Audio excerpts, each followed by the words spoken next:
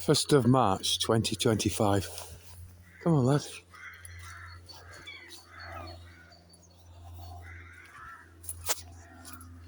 And the air is alive with birds and with other things that fly, that leave their stains, folks. And it's all quite nefarious.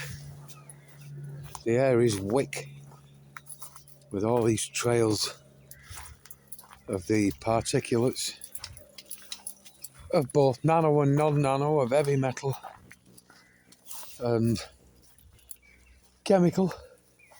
Things you can see, things you can't see. All quite deplorable and abhorrent to me anyway.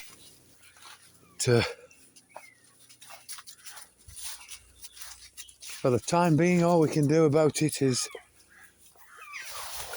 record it, capture it. So if that's all I can do, then I'm going hell for leather at it, folks. I'm not going to stop.